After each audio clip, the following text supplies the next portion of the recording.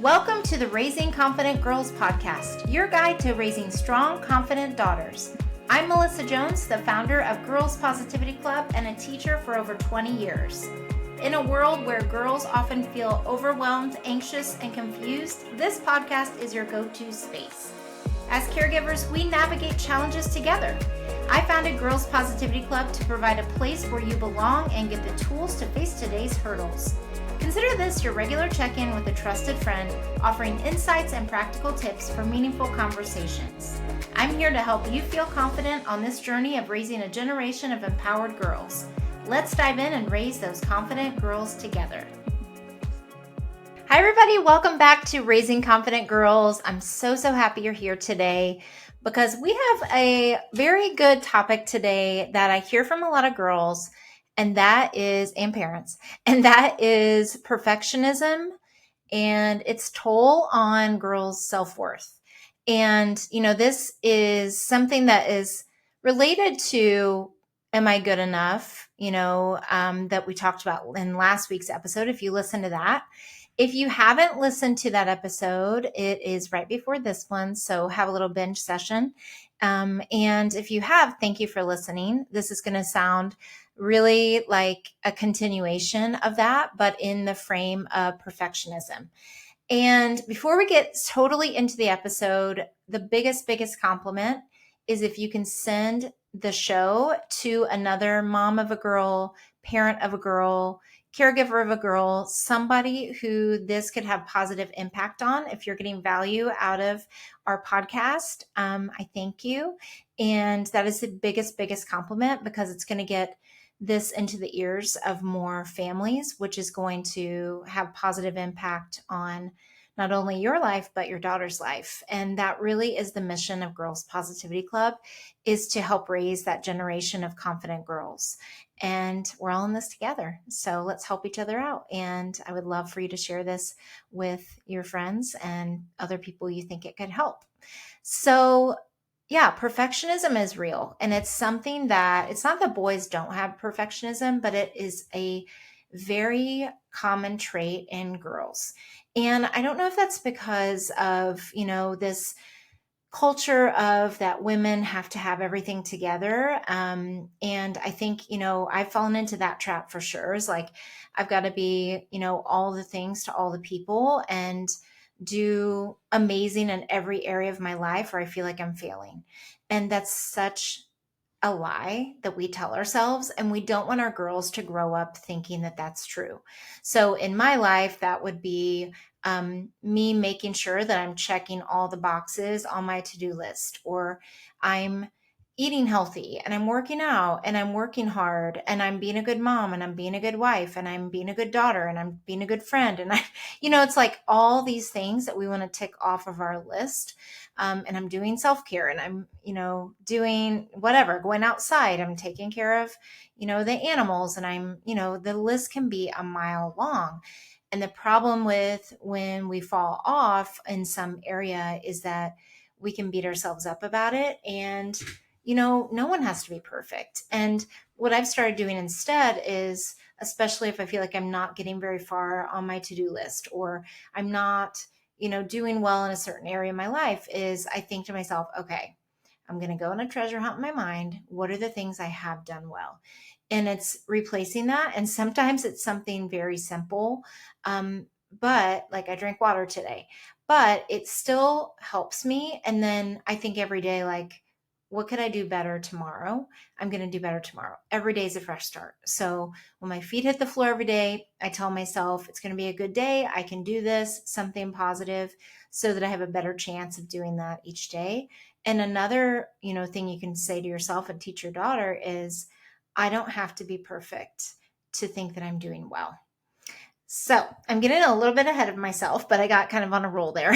But yeah, so anytime I create something, if it doesn't go exactly the way I plan, whether it's a recipe, an activity for the girls, if it's, something I try with my kids or whatever it would be, or in any area of my life, it's like, oh, that didn't go the way I thought it would be. And, sometimes that can be super discouraging. And what I hear a lot from girls is, especially if they're at a high level of something, whether it be a sport, whether it be art, whether it be grades, any of those areas, or even social interactions, is, they almost torture themselves when they don't do something well. So it's like if they say something that they shouldn't in their friend group, whether it's something that they felt like was a dumb comment or something that just came out the wrong way, or if it's in class, maybe they blurt out the wrong answer, or they make a mistake on a test where they normally do well, but they just rush through it. They don't normally rush, but they did in this case on this one problem, and they can really fixate on it and think, oh my gosh, like that, I'm not perfect. I have to do better. I have to get it perfect. And they would also think, I'm not good at that anymore. So, I've seen girls do this, especially if they're in high level classes where they don't get 100%. And, I saw this in the classroom too. They don't get 100%. And it's like, no, it's okay, because you're growing, you're learning. Everything isn't supposed to come completely easy to you if you're growing and learning in some way.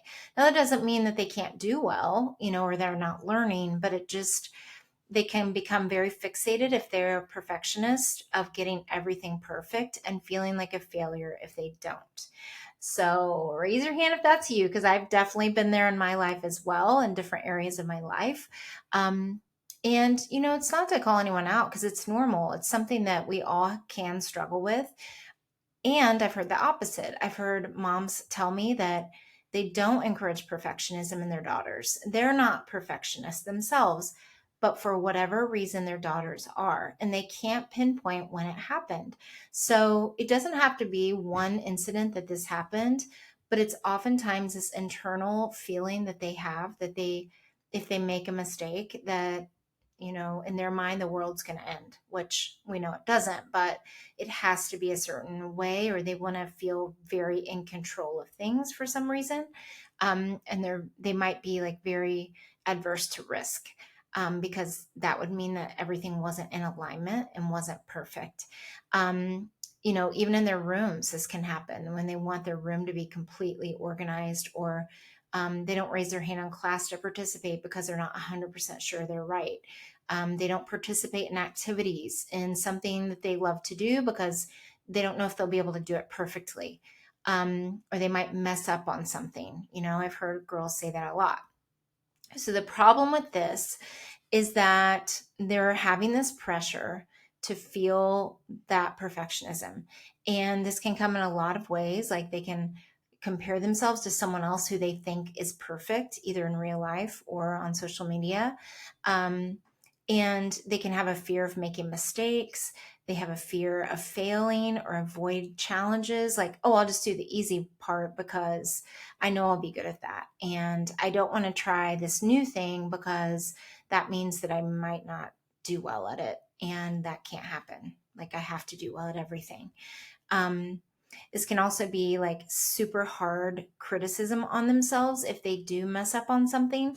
So I've seen this so many times, and I've heard girls say things like, I took all of my artwork down because I made one mistake in the corner of this one art project, and I just threw them all away because I couldn't look at it anymore because now that series wasn't perfect. Or maybe they're really into photography and they find the tiniest imperfection in the photograph. Or if they are doing social media, what I see from girls a lot is not real life posting. It's all a highlight reel, and also from adults. I mean, let's be honest, no one's putting their dirty laundry out there every second of every day. There are the occasional people that do that. And sometimes for people, they like overshare. So there's that balance of like, maybe not balance, but there's that give and take of like, okay, how can I be real, but also be myself? But what I see, especially of girls, is a lot of posing for pictures and like beautiful settings. And families too. I mean, you see the beach photo, and there's nothing wrong with that, but it's overly emphasizing this perfect ideal life. And I know for a fact that I know some girls that I follow who have been in clubs or who I'm related to, they'll post these like photo dumps, and it's all of these perfectionistic looking pictures. And I know that there are things going on. And again, it doesn't mean that on social media or in the public, you have to like share your soul and tell everything that's going on in your life, because I believe in privacy too. And this isn't all about social media, but it's like, it's okay for you to also be normal and say when you're having a bad day or say when something's hard, because other people can relate to it, whether it's in real life, whether it's on social media. You don't have to have a perfect feed to look like you have a perfect life, because no one does. I am the very first person to raise my hand, and it's hard and it's scary, and there are certain things that I will keep private because they're silent battles that I'm working on myself, in a variety of things. And some of it might involve family members who aren't comfortable sharing things that are going on, and I respect their privacy, and so I wouldn't share something like that. But it's like, we want them to not be overwhelmed by feeling like they have to be perfect, or especially not get burnt out by, as they grow up, by having this facade and this like perfect picture or image that they're trying to portray, that their life is perfect. And so, what can we do to support girls along the way? Our daughters, our girls in our lives. There are lots of things that you can do. So, this podcast is never to scare you about anything, it's just to give you tools and tips to help with different situations. And if you don't have a perfectionistic daughter, maybe your friend does, or maybe your sister does, or your cousin or something. And so, I hope you can pass these tips along as well. So the first one, and what I tried to think about in this case, is what are different situations where they might be feeling those perfectionistic tendencies. So at home, I feel like that at home, they're the most real, because you love them unconditionally and you see all the sides of them. I can't tell you how many times as a teacher, parents would tell me, you would not believe her at home. You would not believe the tantrums that she throws about homework and messing up and being perfect, and the eraser marks, and how many times we redo things. Like, you would not believe the difference in personality, because at school she was maybe very put together and very obedient and very just didn't seem like would have any anxiety, any worry about school or anything, but that all would come out at home. And, I had a parent one time who said, I should video it and show you. And I was like, that's not necessary. Like, I want that privacy of home life and school life. But she just meant that she wanted me to see how extreme it was. And her daughter struggled with perfectionism. And so I supported her on the way. And one of the things that I said was, help her embrace the messiness of learning. So that would be like taking on a or a lower risk, maybe not no risk, because if you're perfectionist, everything feels like a risk if it doesn't go perfectly. So, and I'm generalizing, by saying everything, a lot of things. They just want to do well at a lot of things, and figure out how to do things well in general. So this could be a creative project at home. This could be a DIY project. It could be rearranging her room. It could be trying something in cooking. It could be doing something with the animals at your house that are, out of her comfort zone a little bit, like maybe teaching them how to do something. It could be building something. I had a girl who was really, really into Legos, and that was like her happy place of building things, but she wanted it to be a certain way.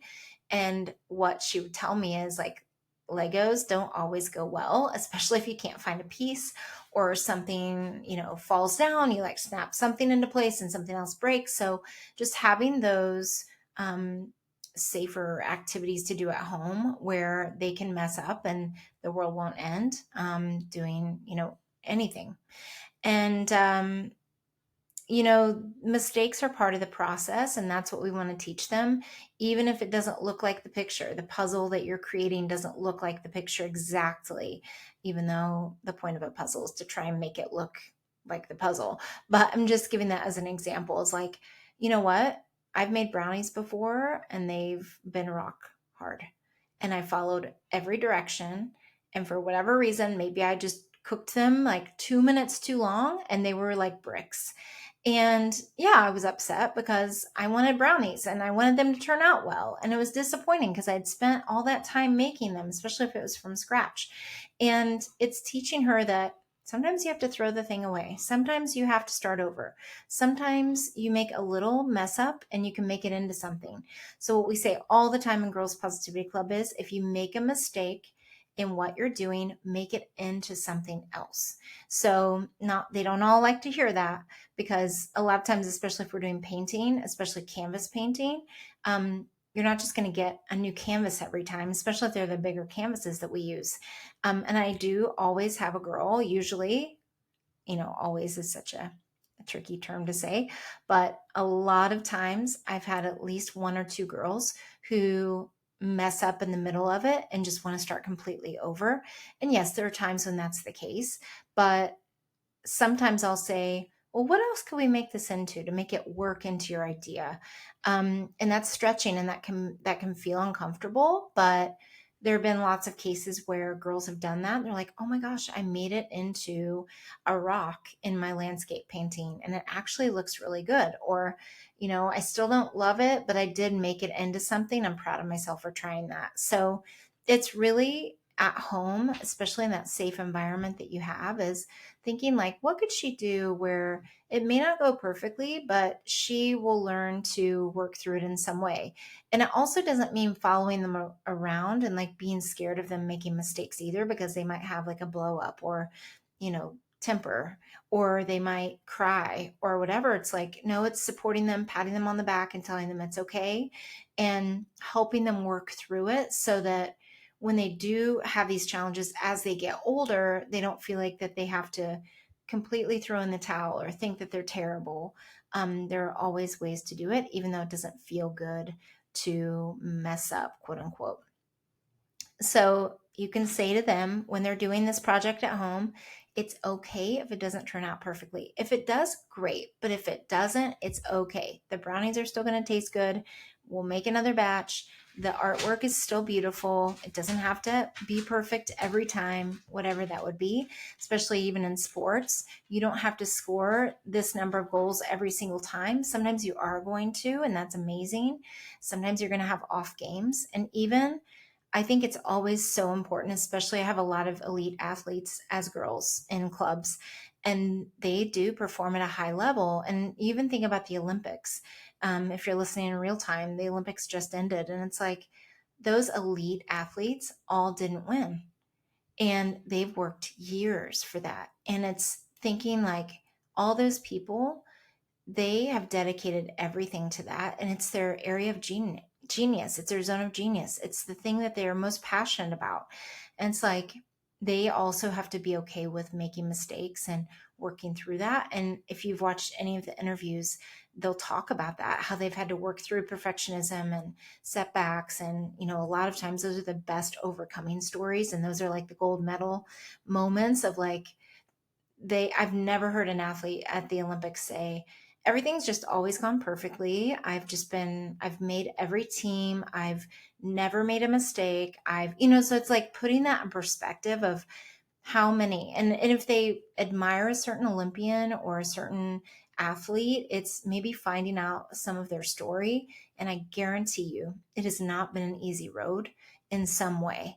And it's pointing that out to her, even though she may not want to hear it because it doesn't feel good to think about that for yourself. But it's still bringing that awareness to her, and doing a home project and letting her mess up a little bit in a safe way, is part of the learning process and is going to help her grow in lots of ways too, beyond that.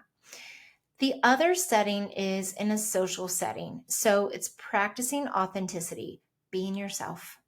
You don't have to be a perfect version of a friend that you think everyone else wants you to be. I know for myself, and I know other girls, I've seen them act differently with different people. And it's like, you don't have to be who you think they want you to be. You are good as you are. And you also don't have to say the perfect thing all the time. You don't have to do the perfect thing. Your real friends will accept you the way you are, even when you're not perfect. And, being a perfect person is impossible. And we want to help them see that um, they can have a casual friend night where they have a movie night, or they go on a picnic and play pickleball, or I have girls that crochet together. That is their thing. Like, they love to get together from time to time and just talk and crochet. And I think it's so cool that crocheting has become a trend again and like a cool thing to do.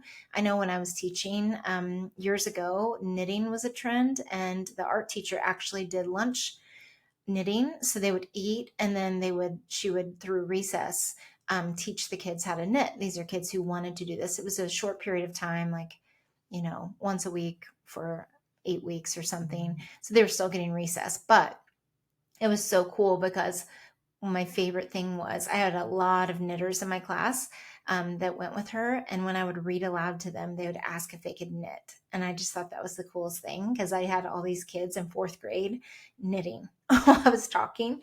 So I have these girls that are in middle school, and they knit and hang out and talk. Or sorry, crochet and talk and hang out. So it's just doing something low key, as the kids would say, like something low key, something low risk, together, that's not in a high social environment. So it's not like, necessarily out in public. They can just hang out and do something together that's, super easy and fun. And then at school, it's perfectionism is such a thing with grades. And we never want to tell them, like, you know, to fail or whatever, even though, in their mind, if they miss one problem, it feels like a failure to them as perfectionists. But we want to focus on their effort and their improvement. And it doesn't mean that we never say, I know you can do great on this. Because I know a lot of parents want their kids to get good grades because they think the future depends on that. And that can be the case in certain times, but it's also really about learning. And if they don't do perfectly on something, what I've seen that's very dangerous is when kids are not used to missing anything, and they go years without making any mistakes, without getting an A+, and then all of a sudden they get a B because they're in a super advanced class where they're actually having to push themselves. They lose it and freak out and think that the world's going to end. Like, it just feels like this huge thing. And it's teaching her that she can still do well in school and not be perfect at it either. And that if she truly, truly is learning, there will be a point where she makes a mistake, or, she's having to work at something. And it doesn't mean that she's not smart. It doesn't mean she's not good at it all of a sudden. It just means that she's growing, and that is normal, even though it doesn't feel good at the time. And the more she works at it, the better she'll be. But also letting her know that she doesn't have to be obsessively working at everything and doing hours and hours and hours of homework every night, that she can also have a breather and have downtime and not have to be a certain way with her grades. And it's showing her too that everything doesn't have to be perfect for you to be successful. Like, we can all think of cases where people have failed at something and they ended up making something else work. And so you can give lots of examples of that. Like, I know Oprah was fired from one of her jobs, and she's Oprah. It's like there's a million cases like that where you can literally find someone that you think your daughter would relate to, or just listen to podcasts of, people just talk about stories of people, or like the Olympics. Like, they do such a great job of highlighting these comeback stories, and these people, like, who were homeless, or who, they tried out this many times and this was the time that they actually made it. Just a lot of stories like that are super inspiring, and not to compare, not like they have to be that exact way, but it just, I think when it's someone at a high level and you're like, oh, good, they've also had that, is really important. And then hobbies are another. So emphasizing having fun. And, it's having fun in whatever activity, whatever hobby they enjoy, without always having to do it perfectly. It's highlighting that you also can have fun and still do well. Or if you miss something, you miss a basket, you miss a goal, one project doesn't turn out the way that you thought it would. That it's not about being the best at all times, even if you want to do really well at something. It's about making progress and also having fun too and enjoying it. Because I see a lot of people who, a lot of girls who it's like they forget to smile, they forget to enjoy it, they forget that they love doing it, especially if there's like dance competition, gymnastics competition, all these more competitive areas. It's like, oh yeah, I also do love it. I forgot I'm also supposed to have fun at doing this. And it's just reminding them of that too, that they can still do well and not be perfect and make a mistake in a routine, a game, on a project, whatever, and still be good at it and still think, am I having fun? And trying to do more of that and enjoy it. There was a runner who talked about this, and again with the Olympics, because it's so fresh in my mind, but it was all about like his coach reminded him that he also could have fun doing this and still do it at a high level. And I heard lots of women's stories like this too. And yeah, and it's just reminding them of that. And then the last area is in their daily routines. So having compassion with themselves when they organize their room and it gets out of place, if they're really picky about their room. If it's, like I mentioned about social media, posting, it doesn't always have to look perfect. Your life doesn't have to look perfect. You can be real.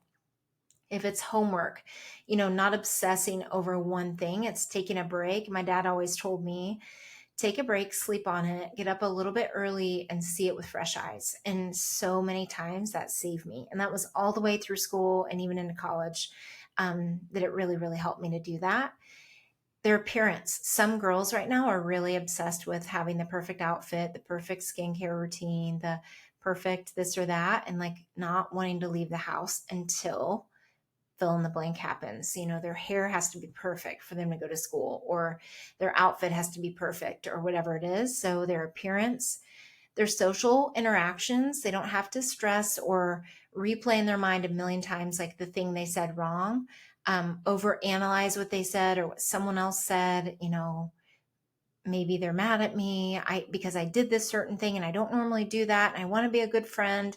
And a lot of times these are well-intentioned girls who want to be very kind, and they're like, I can't believe I did that or said that. I just was tired that day. And it's like, it's okay. You don't have to be a perfect friend. You can apologize and just tell them how you're feeling and why you came across that way if that happens.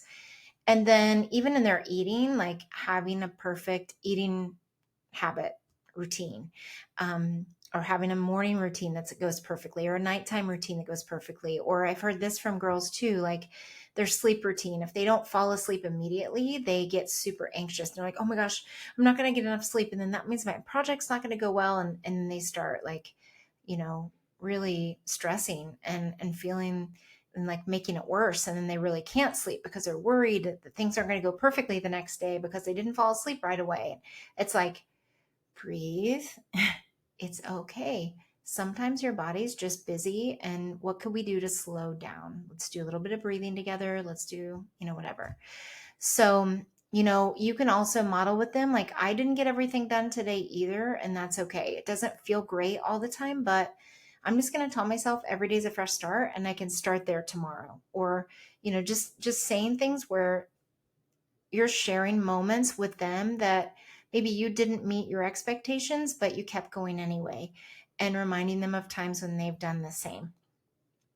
And, what can this do for them in a positive way? It can increase their resilience and showing them that they don't have to be perfect all the time.